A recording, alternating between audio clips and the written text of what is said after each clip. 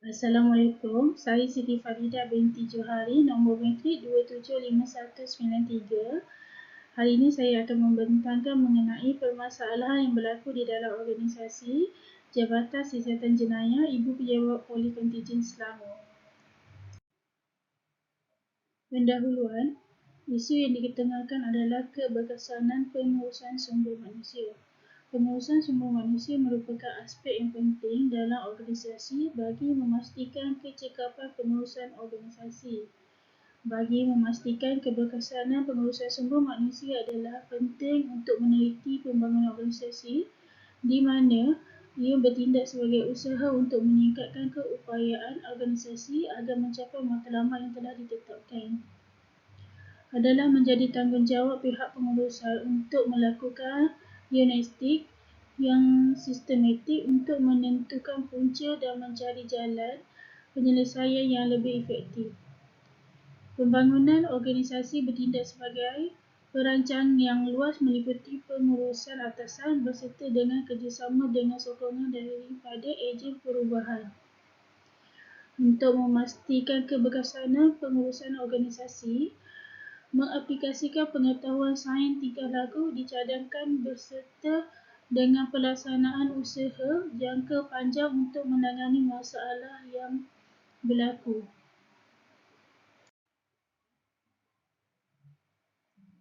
Seterusnya ialah organisasi yang dipilih.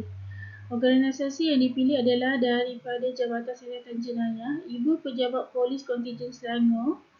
PDRM merupakan sebuah organisasi yang bertanggungjawab dalam melaksanakan penguasaan undang-undang Malaysia dan diletakkan di bawah bidang kuasa Kerajaan Persekutuan. Sehingga April 2023, PDRM mempunyai anggota seramai 137,574 anggota yang terdiri daripada pegawai kanan polis, pegawai rendah polis dan lain-lain jawatan.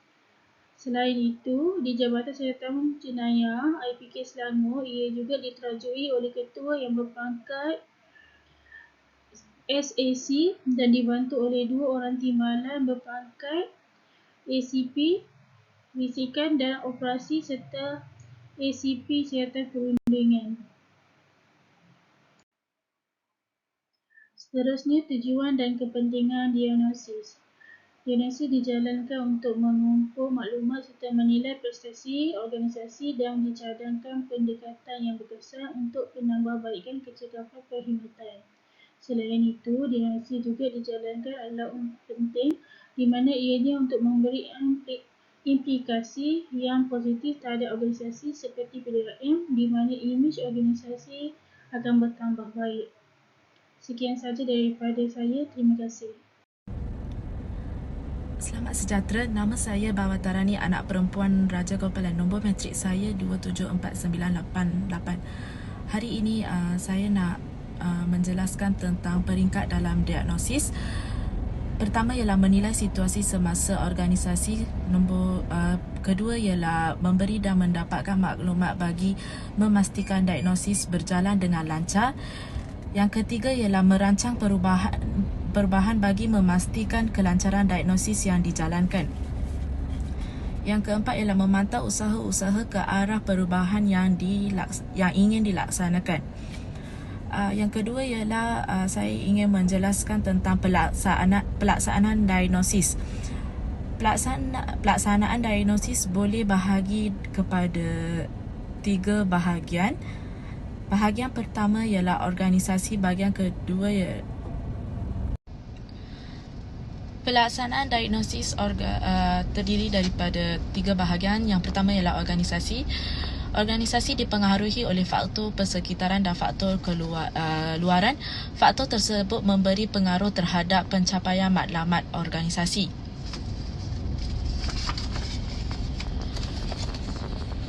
Yang kedua ialah kumpulan. Kumpulan meliputi bahagian-bahagian yang terdapat di dalam Jabatan Siasatan Jenayah IPK Selangor. Diagnosis yang dijalankan dalam kumpulan berpandukan reka bentuk organisasi di mana ianya merupakan komponen utama dalam menentukan prestasi jabatan. Yang ketiga ialah individu. Individu perlu melibatkan setiap anggota kerja dalam organisasi. Ia bertujuan untuk menentukan prestasi kerja individu, kepuasan kerja dan pembangunan profesional. Terdapat 3 kaedah diagnosis. Kaedah pertama ialah pemerhatian. Kaedah kedua ialah perbincangan berdasarkan rekod yang dikumpulkan. Ia juga dapat memberi kemudahan kepada penyelidik untuk menganalisis data yang dengan menggunakan kaedah kualitatif. Itu sahaja daripada saya. Sekian, terima kasih. Assalamualaikum, saya Siti Farida binti Johari, nombor matrik 275193. Hari ini saya akan membentangkan mengenai pelaksanaan intervensi. Intervensi yang dijalankan adalah menerusi sesi temu buka yang dijalankan. Responden yang terlibat adalah 10 orang seperti mana yang dinyatakan dalam jadual di bawah. Seterusnya, isu dan masalah yang dikenal pasti. Terbahagi kepada 3. Yang pertama ialah isu proses manusia, merujuk kepada masalah komunikasi, melibatkan pegawai atasan dan pegawai rendah, menyebabkan proses penyampaian arahan dan maklumat menjadi sukar. Yang kedua ialah isu teknostruktur, iaitu mempengaruhi keberkesanan organisasi dalam menjalankan peranannya, merujuk kepada cara bekerja, modal dan bagaimana peralatan antara jabatan, bahagian dan unit. Dan akhir sekali, isu pengurusan sumber manusia, masalah kekurangan tenaga kerja yang berpengalaman dan berkebolehan dalam menjalankan tugas. Pihak pentadbir perlu memainkan peranan yang penting dalam membuat pemerhatian agar melantik tenaga kerja yang baru.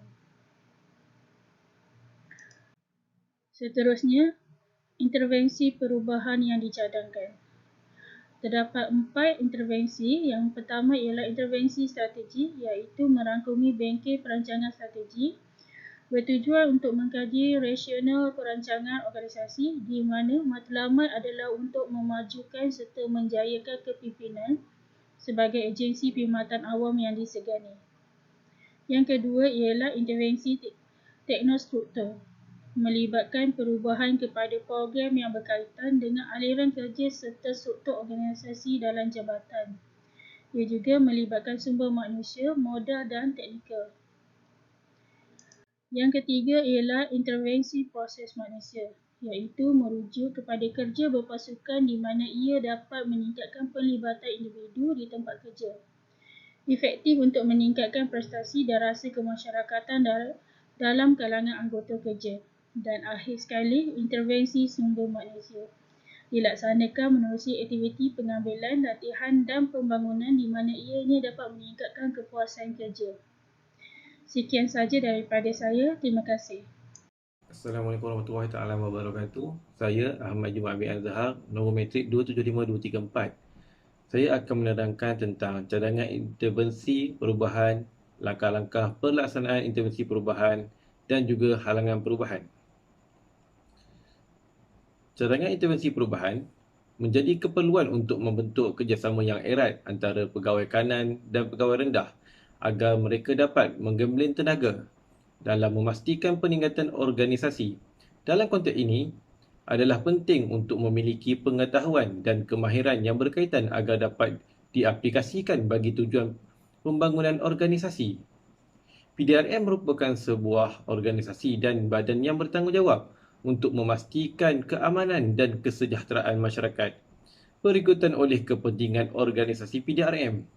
Penempatan seseorang pegawai polis di sesuatu tempat perlu dibuat penggiliran dalam suatu tempoh masa. Ia penting bagi memastikan komitmen kerja yang tinggi. Dalam masa yang sama, tindakan tersebut dilihat wajar bagi membentuk pasukan yang berintegriti dan berwawasan. Bagi langkah pelaksanaan intervensi perubahan, terdapat 7 langkah dalam proses ini. Langkah pertama adalah sebuah jawatankuasa eksekutif dibentuk oleh pihak pengurusan tertinggi. Langkah kedua, persidangan dijalankan melibatkan semua wakil jabatan. Langkah ketiga, dengan adanya persidangan, pelbagai kumpulan dibentuk untuk membentuk perbincangan. Yang keempat, setelah perbincangan berlaku, kumpulan akan membuat pembentangan. Yang kelima, kumpulan kecil dibentuk untuk melakukan perbincangan lanjut. Langkah keenam, kumpulan kecil membuat perbincangan dengan menitik beratkan 5 keutamaan yang perlu dititik beratkan.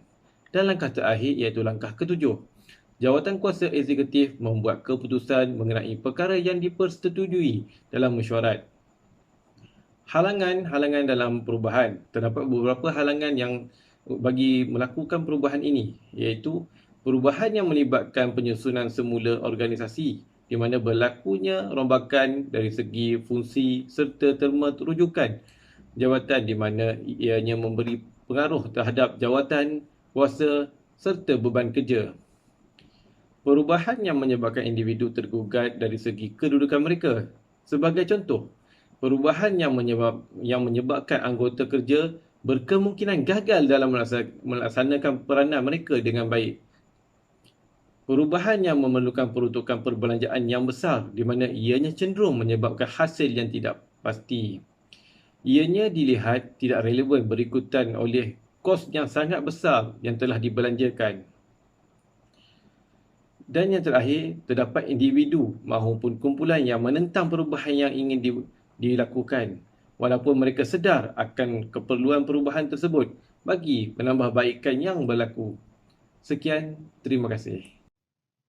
Assalamualaikum warahmatullahi wabarakatuh. Saya Amir Aizat bin Aman, nombor metrik 274697. Saya akan membentangkan berkenaan dengan tindakan mengatasi halangan perubahan.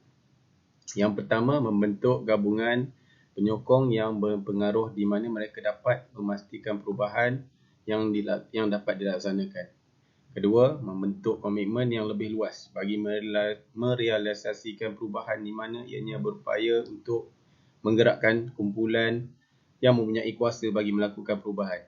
Yang ketiga, kumpulan sokongan juga dilihat penting di mana mereka dapat membantu anggota kerja. Yang keempat, memberi pendedahan kepada lebih ramai individu. Yang kelima, membuat perancangan untuk membantu orang lain agar dapat mencapai prestasi yang memuaskan. Yang keenam, melaksanakan perubahan besar di mana ianya dapat meningkatkan inovasi pekerja. Yang ketujuh, bertindak dengan memperkasakan kemajuan serta mereka cipta perubahan yang signifikan dari semasa ke semasa. Kesimpulan yang dapat dibuat daripada tugasan ini ialah yang pertama, perubahan perlu dilaksanakan dalam organisasi bagi memastikan penambahbaikan dan terus berkembang maju. Yang kedua, dalam memastikan kejayaan perubahan yang dilaksanakan adalah penting untuk merancang dan mengurus perubahan tersebut. Yang ketiga, dalam situasi ini, organisasi perlu sedar tentang perubahan yang dilaksanakan dalam persekitaran dan mengenal pasti kesannya. Yang keempat, pembangunan organisasi dilihat bertindak sebagai medan bagi merealisasikan perubahan secara sistematik dengan mengaplikasikan kaedah sains tingkah laku dan sains sosial. Dan yang terakhir sekali, seperti mana yang diaplikasikan dalam Jabatan Siasatan Jenayah IPK Selangor, keberkesanan dan kecekapan organisasi dengan perubahan yang dilaksanakan, ia dapat memastikan perubahan yang dilaksanakan adalah signifikasi untuk pembangunan organisasi. Sekian, terima kasih.